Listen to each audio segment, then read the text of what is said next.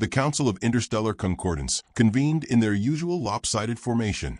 All 6,000 species represented by either an avatar, a projection, or, in the case of the Gelvani ambassador, a puddle of humming goo vibrating in disapproval.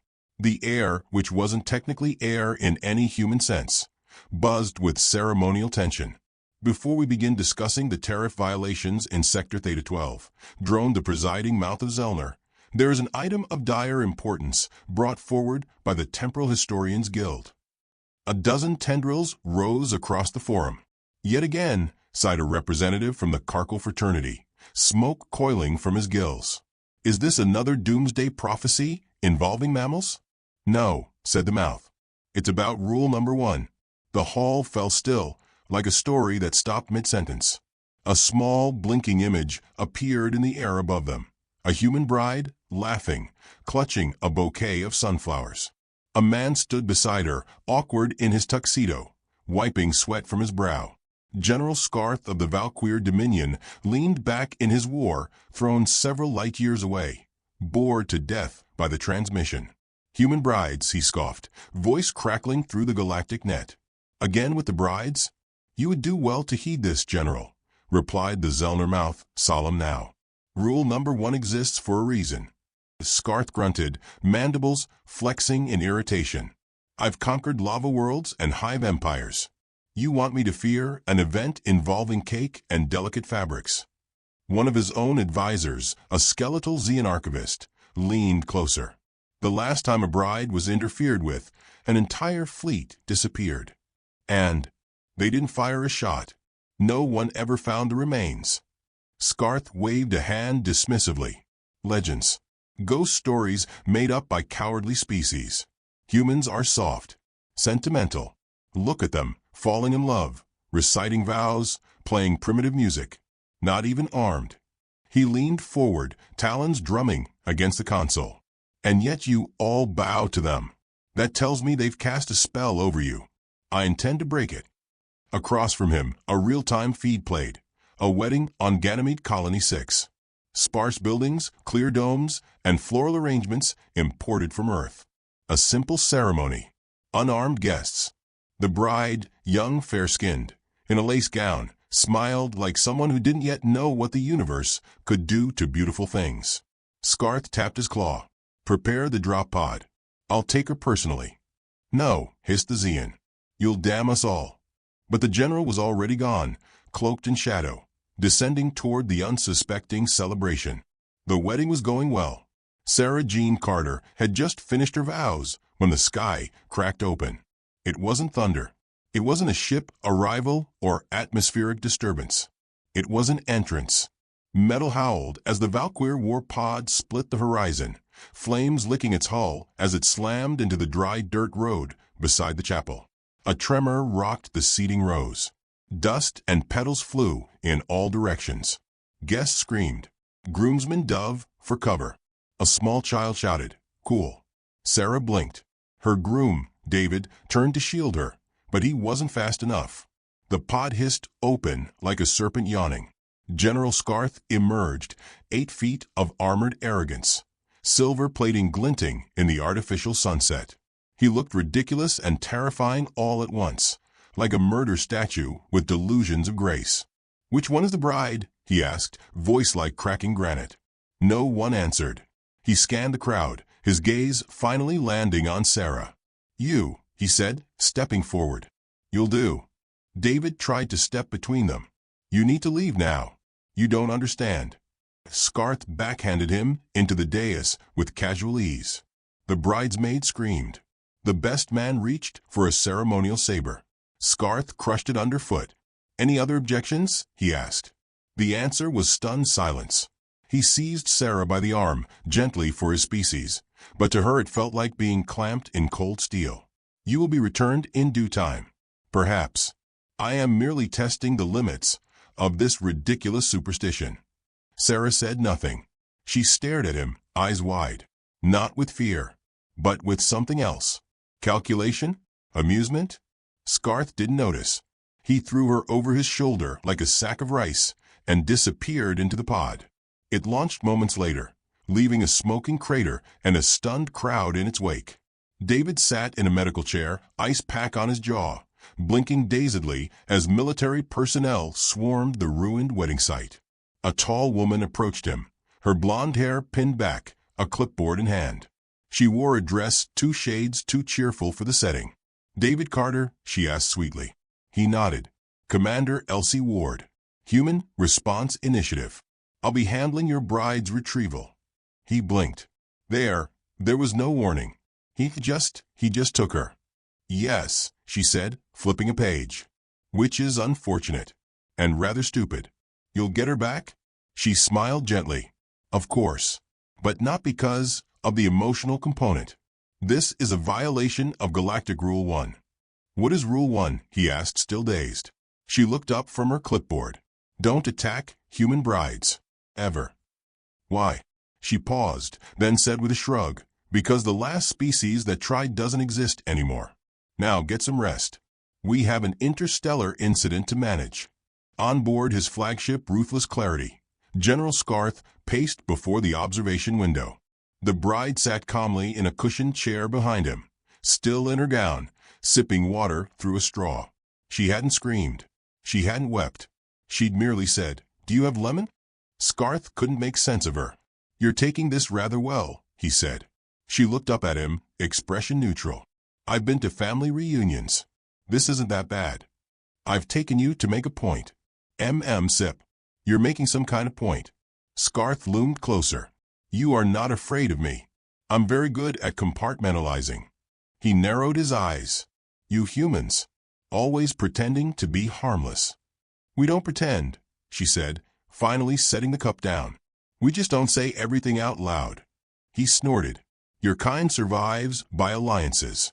Empathy. Weakness disguised as nobility." She leaned forward, hands folded. "You think sentiment is weakness? Then you've never watched a mother lift a car off her child. You've never tried to tell a bridezilla she can't have peonies in November." He growled. "Are you threatening me?" "No," she said gently. "But someone will." Scarth recoiled. "A threat from you, mate?" She chuckled. "David? No. He's too sweet. I'm talking about the polite ones." Scarth blinked. "The what?" The door chimed. A message had arrived. Scarth opened it with a scowl. "To the Honorable General Scarth of the Valkyr. We regret to inform you that your recent actions constitute a violation of intergalactic protocols and an act of war under subsection 47A of the Bride Accord. Please return the individual known as Sarah Jean Carter unharmed within 72 standard hours.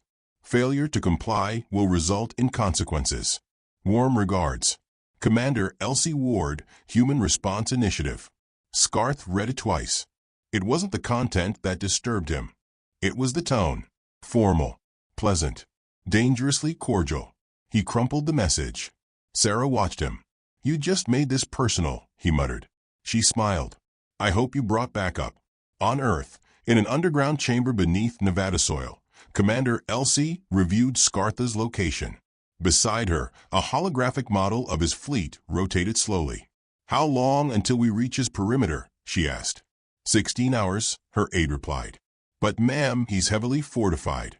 And his species." "I'm not worried," Elsie said. "Should we mobilize counteroffensives?" "No, not yet." She tapped the hologram and watched Scartha's ship spin. "Let's wait," she said. "Wait for what?" She smiled faintly. "For him to realize what we are." On board Ruthless Clarity, the bride asked for a pen and a napkin. Scarth, bewildered but curious, gave them to her. She began doodling. "What are you doing?" he asked. "Sketching." "Sketching what?" She turned the napkin toward him. A little cartoon, a smiling human holding a leash. The creature on the leash was huge, snarling. Underneath, she'd written, "We only look harmless." Scarth stared at it for a long time. Sarah leaned back in her chair and crossed her legs. "You broke the only rule in the galaxy that was actually there to protect you." His eyes narrowed. "And what will your kind do now?" She picked up the cup again. "They'll come," she said, "with cookies and consequences." Across the galaxy, warships shifted course. All human. none visibly armed, and all heading toward one very confused general. The real war hadn't started yet, but the first shot had already been fired when a bride was taken, and humanity smiled in response. They always smiled just before the end. The conference room aboard the diplomatic cruiser Horizon Grace smelled faintly of cinnamon, though no one could trace why. Perhaps it was the fresh-baked cookies Commander Elsie Ward kept offering to every alien delegation that dared step into her orbit. "I insist," she said warmly, pushing the plate toward the representative from the Ulver Compact, who hesitated, eyeing the baked goods as if they might detonate. "They're snickerdoodles. Family recipe. No allergens unless you're allergic to nutmeg, sugar, or tactical misdirection." Ambassador Krell, a six-eyed amphibious being with a diplomatic record spanning 4-star clusters, offered a tight smile or something close. "Your generosity is noted, Commander Ward.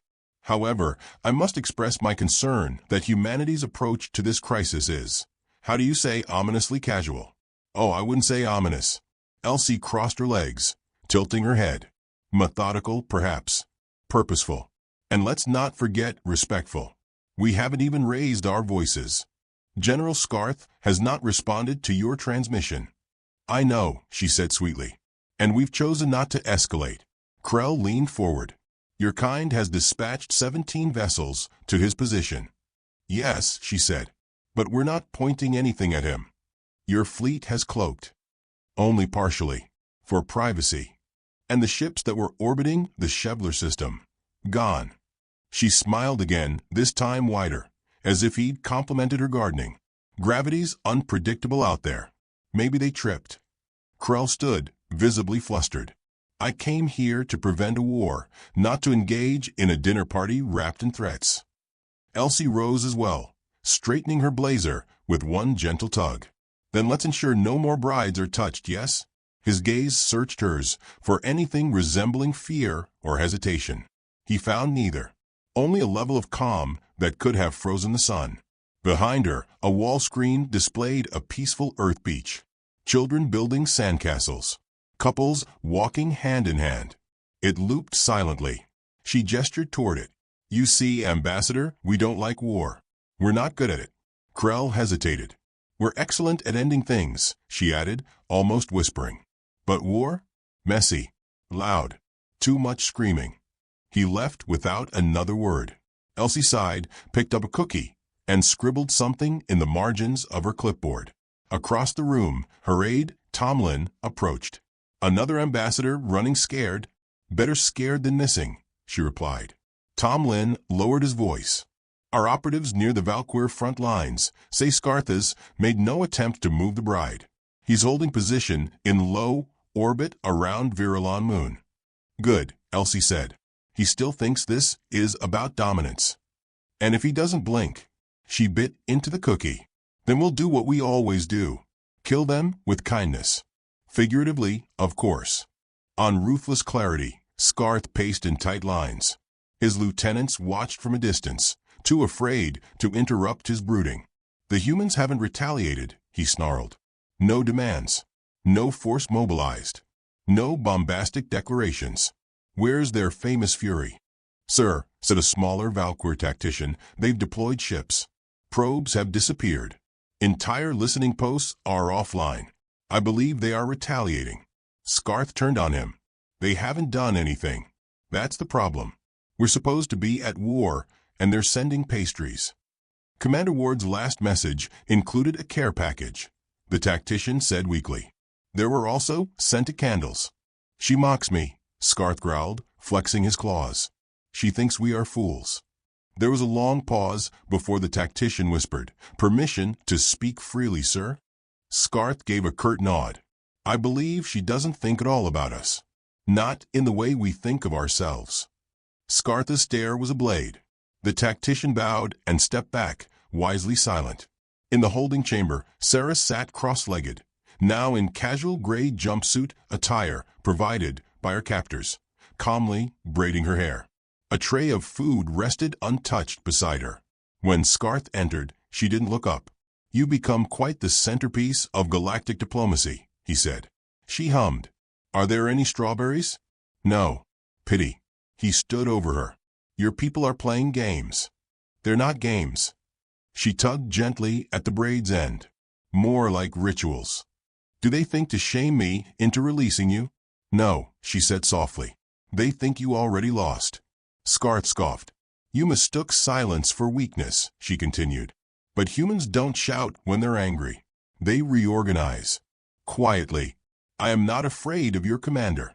That's fine, she said, meeting his gaze for the first time in minutes. She's not afraid of you either. But I wouldn't call that symmetry. He blinked. Explain. She's not afraid because she already knows how you die. The warships of Earth's diplomatic fleet continued drifting into what appeared to be random, uncoordinated positions around Virilon Moon. Nothing was pointed directly at Scartha's fleet. No aggressive formations. No warnings. Just presence. Like knives in the kitchen, technically harmless until someone uses one. Back aboard the Horizon Grace, Elsie took a call from Admiral Yu. She still hasn't been harmed, Yu confirmed. Sensors indicate the bride's in good health. No signs of abuse or physical duress. Elsie exhaled. Scartha's trying to provoke us. Or he's waiting for us to prove we're bluffing. You want authorization to disable one of their dreadnoughts? We can make it look like an accident. No, she said. That's what they expect. Guns and glory. Fire and flags. Then what's the play? We remind them we don't do fire and flags. We do inevitability. You always were too poetic for the Navy. And you always confuse silence with inaction, she replied. She ended the call and stood by the viewport. Outside, the stars drifted as if nothing in the universe had changed. But something had. The galactic order, unspoken and unchallenged, had just been stirred by the abduction of a single human woman wearing white. Scarth gathered his command team. Enough, he said. Prepare our weapons. Power the main cannon. If the humans want a response, I will give them something to respond to. His officers nodded. The room hummed with energy, lights flickering blue. Then the lights died. Every panel, every console, every display, gone. Silence swallowed the bridge like an anvil dropped into water. Scartha's voice was ragged. Report. A single backup monitor blinked to life. A message glowed on it in soft, cursive script. Oops. Must have knocked something over. We'll fix it shortly. Underneath, a hand-drawn doodle of a sunflower. Scartha's mandibles clicked. Find them, he whispered. Find her. They stormed down to the holding cell. She was gone. The guards were unconscious, undamaged but out cold, slumped like children after recess. The only clue was a cup of untouched water and a folded napkin with a new sketch. Sometimes the bouquet bites back. Scarth roared, the sound echoing down the corridor like metal shredding. But deep down, under the fury, he felt something unfamiliar, the edges of dread. Sarah drifted weightless through a ventilation shaft, her hand steady, eyes sharp. Her wedding dress had been traded long ago for tactical gray, and the small transmitter embedded behind her ear clicked once. She whispered, present. Welcome back, came Elsie's voice in her head. Did you enjoy your honeymoon? Sarah grinned. He brought wine and tyranny. I brought contingency. You left the sunflower? Of course. Good girl. Sarah landed lightly inside a service closet and removed a small control module hidden in her boot. With a press of her thumb, every door on ruthless clarity sealed itself shut. I thought we weren't going to play hardball, Sarah murmured. We're not, Elsie said. We're just changing the table. Across the galaxy, in neutral systems, other alien species watched the situation escalate not with excitement, but with apprehension. The humans had said very little, made no speeches, showed no grand demonstrations of force. But ships kept disappearing. Valkyr listening posts went dark. Resource caravans vanished mid-route. And the bride, the abductee, had just resurfaced inside the enemy's flagship. In the Ulver Senate, Ambassador Krell addressed the chamber. I submit that the humans have not declared war, he said. But I also submit that we may be witnessing the first interstellar use of psychological omnidominance. Omni what? They don't intend to fight Scarth. They intend to erase him. A silence followed. And in silence, fear spread faster than plasma fire. Scarth sat alone in his throne, doors sealed, systems offline, backup oxygen kicking in with a gentle hiss. "Commander," he growled, broadcasting across emergency frequencies, "we are ready to negotiate." Elsie's voice came back, as calm as a breeze before a hurricane. "Oh, General, we're past negotiation. You abducted someone under our protection. We just needed a moment to determine how many witnesses we wanted. You don't understand." "I do," she said, and there was steel under velvet now. "You thought rule number 1 was a myth. That we were just another sentimental species clinging to ceremony. But we're not ceremonial. We're precise. Release my ship. Return the bride." There was a pause. "She's already gone," he said bitterly. "I know," Elsie said. "And I'm already here." A dull thump echoed through the command chamber. Scarth turned. Behind him, a panel opened. Sarah stepped inside, dusting off her knees. "Hi," she said. "You should sit." Scarth didn't move. "I said sit," she repeated. Politely. He sat. Elsie's voice returned. "You've been disarmed, detained, and outmaneuvered, General. And yet we've not laid a single hand on you. Isn't that fascinating?" "This isn't war," Scarth spat. "No," Sarah said. "This is RSVP." He frowned. "What?" "Respect species very precisely," she answered. "It was on the invitation. You ignored it." He looked down at the table between them. Another napkin sat there. Drawn in simple ink was a smiling bride and a frowning general. Underneath, "Rule number 1 exists for your protection." Back on Horizon Grace, Elsie poured herself a cup of tea, finally sitting down. Tom Lin approached cautiously. "That's it then? He's neutralized."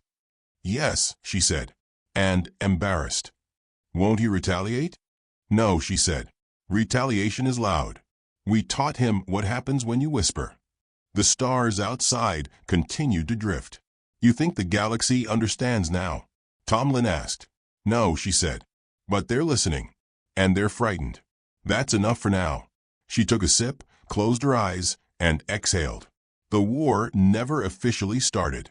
But the lesson had been delivered. And somewhere in the distance, wedding bells still rang, soft, innocent, and backed by the deadliest species the galaxy had never truly understood.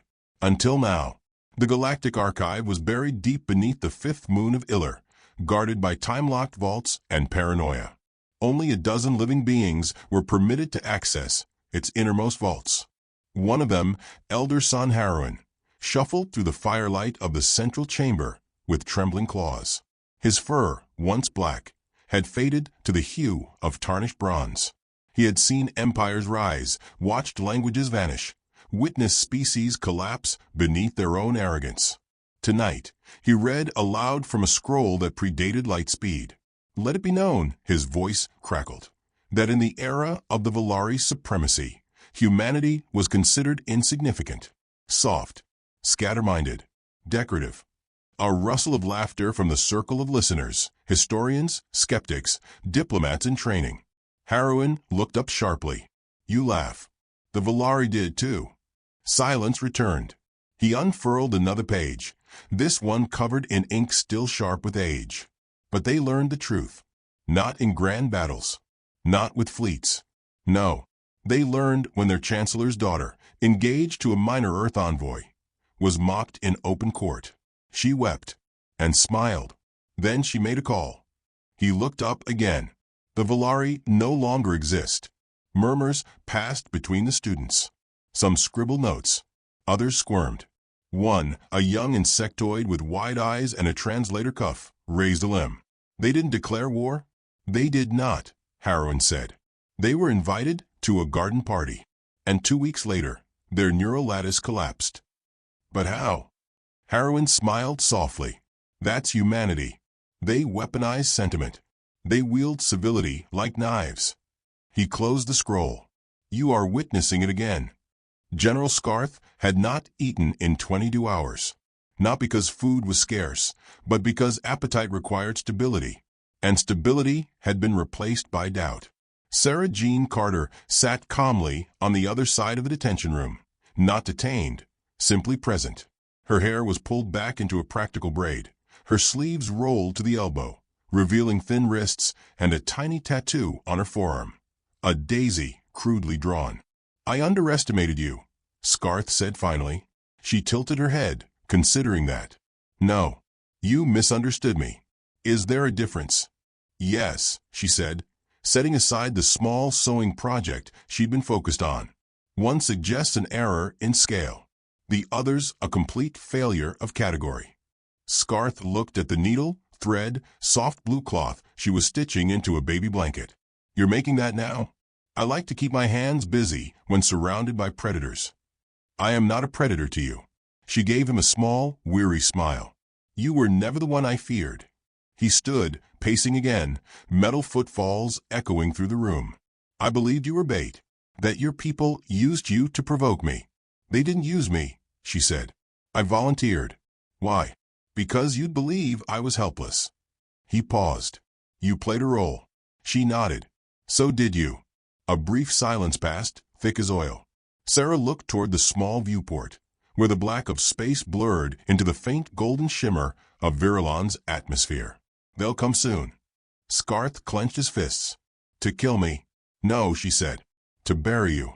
Aboard the Horizon Grace, Commander Elsie Ward adjusted the hem of her coat and tapped through a set of files with swift, surgical precision.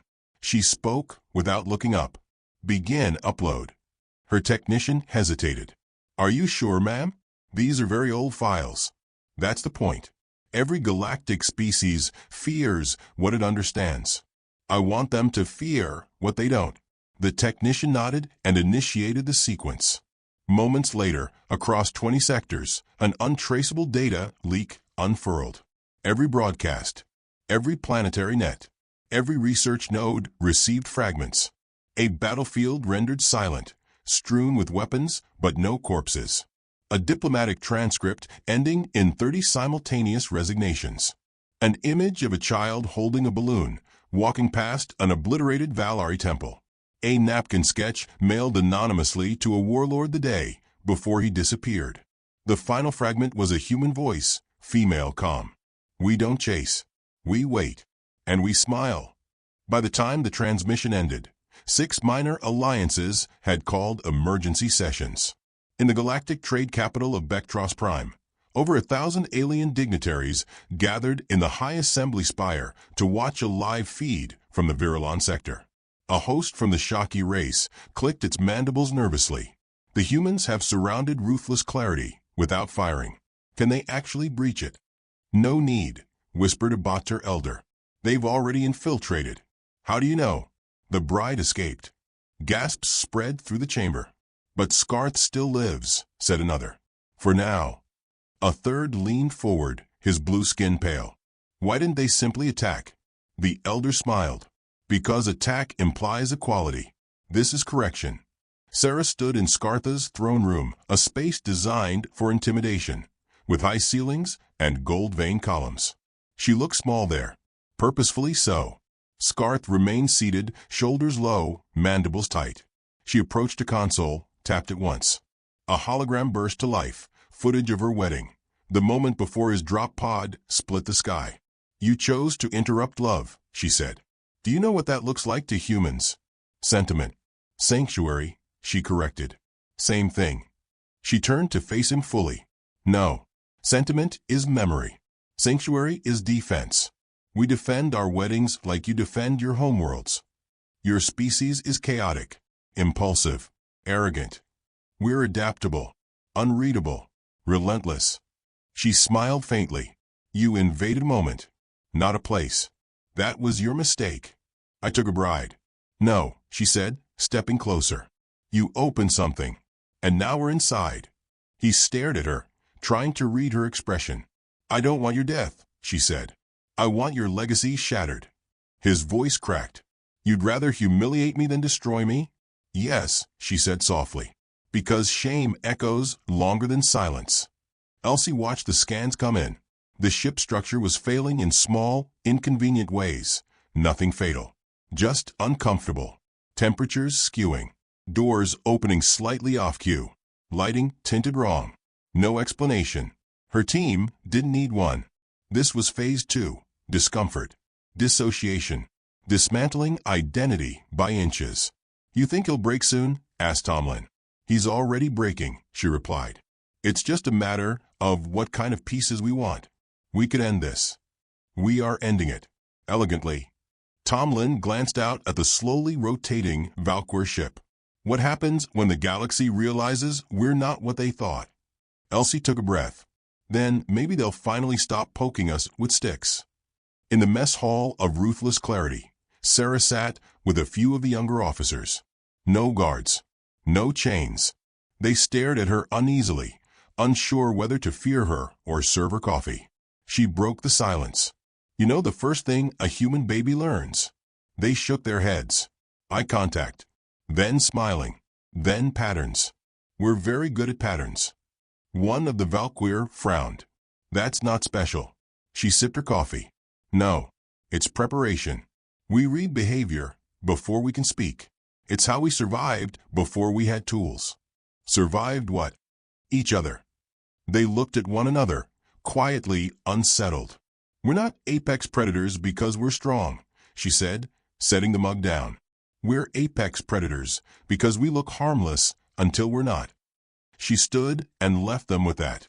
Scarth finally did what no Valkyr general before him had done. He asked for help.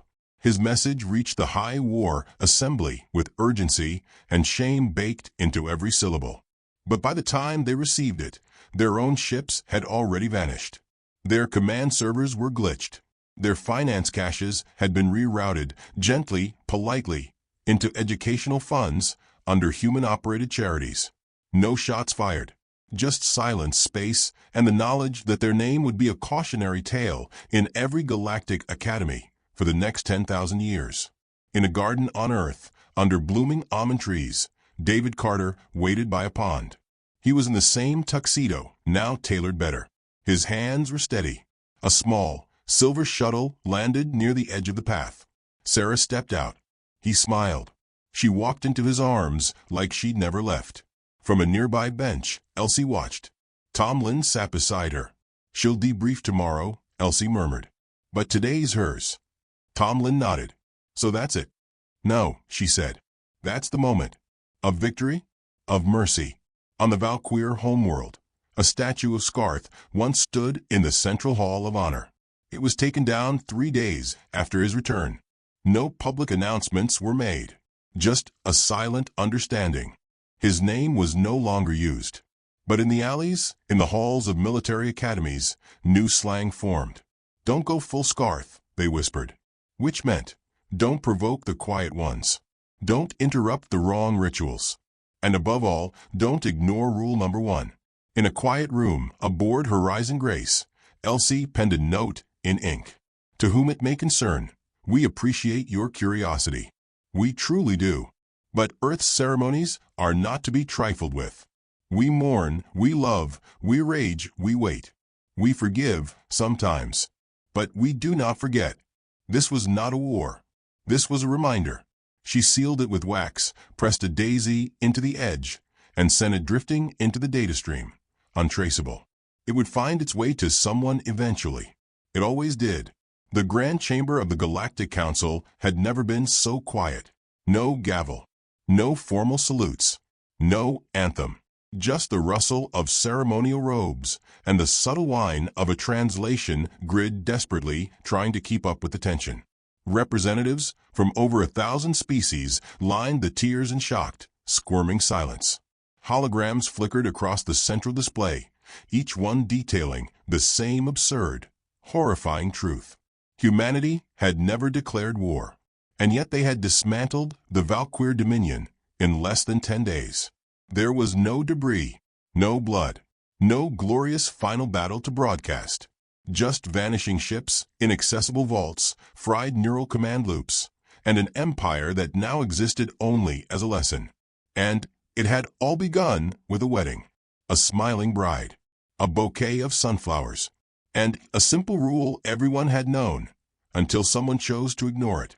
Now, General Scarth sat before them, stripped of his armor, dressed in neutral robes that made his hulking form look oddly fragile. His eyes, once defiant, were dim with something the Valkyr had no word for, but every human would have recognized as shame. "State your identity for the record," said the mouth of Zellner, breaking the silence. Scarth didn't look up. "I was General Scarth of the Valkyr." "Do you deny your violation of Intergalactic Rule 1? "No."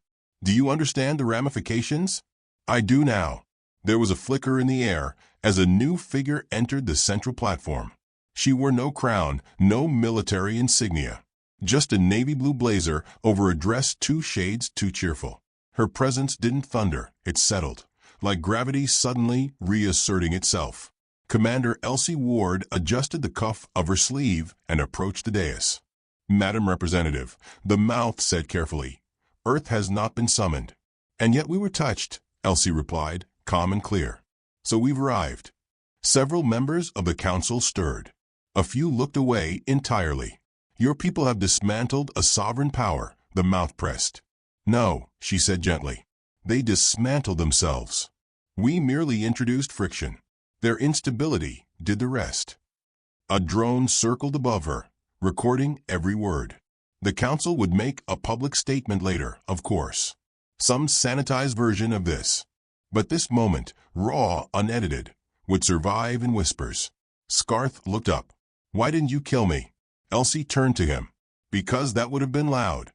He blinked. "We're not loud," she said. "We're not glorious. We don't march. We don't announce. We endure, we adapt, and when needed, we correct. You could have vaporized my ships. We could have." She smiled faintly. "But isn't it more poetic that your ships no longer recognize you as a valid user?" Gasps rippled. Scarth swallowed. "Your people, you masquerade as civilians." "We are civilians," Elsie replied. "Until we're not." The chamber settled into silence again, deeper this time. No one moved. No one breathed too loud. Elsie turned to the council. "We will not seek reparations," she said. "We are not here to demand tribute or territory. But we are here to make sure this never happens again." She held up a single item, a wedding invitation. White cardstock, gold foil lettering, the kind one might find in any Earth stationery shop. She let it hover. "It's not just paper," she said. "It's a symbol of trust, of boundaries, of peace." She rotated it slowly. "When you violate a human ceremony, when you interrupt a ritual of love, of joy, you don't just provoke war. You provoke memory. And humans remember long after the ships have stopped burning." She stepped back. "The bride has been returned," she said. The groom waited. "The guests still talk about the cake. We will continue our weddings, our births, our funerals. You are welcome to observe, even to participate." She let the pause stretch. "But don't interrupt." She turned and left the platform without another word. Scarth was escorted from the chamber. He didn't resist. Later, when asked what broke him, he wouldn't mention the ships or the blackout, or the fact that half his net worth now funded school lunches on Mars. He would say it was the moment he saw a doodle in the court file, drawn in crayon, crude and cheerful. A smiling bride holding a sunflower, surrounded by stars. Underneath it, "We're nice until we're not." Back on Earth, the wedding resumed. David stood at the altar again, suit perfectly pressed, hair just a little longer now. This time, the guests numbered in the hundreds, family, friends, some humans, some not. An Ulver ambassador in formal silk robes held a bouquet. A shocky diplomat was crying uncontrollably. Sarah walked the aisle in silence. No music, just wind rustling through the trees and the hush of something sacred being done right. At the altar, Elsie stood beside David. Her clipboard was gone. She held the ring box in one hand, a slight smile playing at the corners of her mouth. Sarah reached the steps and looked up at her husband-to-be. "Sorry for the delay," she whispered. "Worth the wait," he said, voice thick with emotion. They faced each other. The air was heavy with peace. Elsie spoke softly. "Dearly beloved, we are gathered here not as witnesses of war or revenge, but of commitment, of hope, of the most human act in the known universe. Choosing love in a galaxy of chaos." She opened the box. The rings glimmered. "Please repeat after me," she said. They did. Vows were exchanged. A kiss was given. The audience erupted in laughter and applause, quietly, reverently, like even celebration had learned to be humble in the face of everything that had come before. Sarah leaned into David's shoulder as they walked back down the aisle. "I never thought I'd come home." "I always knew you would," he said.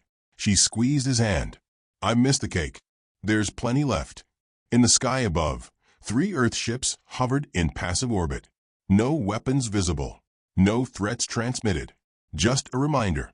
They'd come when called. And they'd leave when it was done. In a quiet corner of the galaxy, a Valkyr child asked her instructor why rule number 1 mattered so much. The instructor thought for a long time. Then she said, "Because humans forgive. But their weddings have witnesses. And the stars remember." Elsie sat on the back porch of a small house in Nebraska, boots kicked off, coffee cooling beside her. She stared out at the golden field, watching the wind ripple like a quiet sea. A sparrow landed on the rail. Somewhere behind her, a radio played faint jazz. Sarah arrived with a blanket. "They're naming a law after us," she said. "I know," Elsie replied. "The Elsie Protocol." She snorted. "I preferred the Carter Clause." They flipped a coin.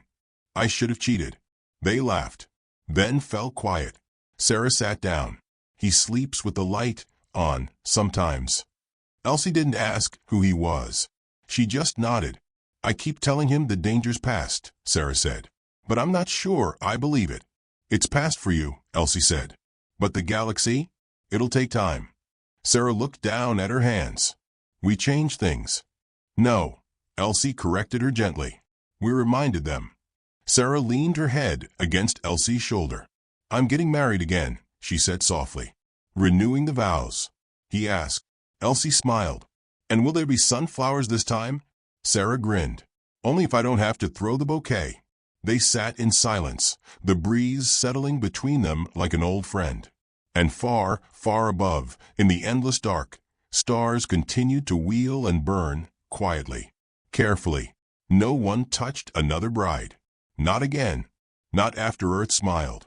And sharpened the edges of that smile with history. Not after they learned that peace, to humans, was never the absence of war. It was the presence of memory, and love, and the willingness to defend it. With pastries. With precision.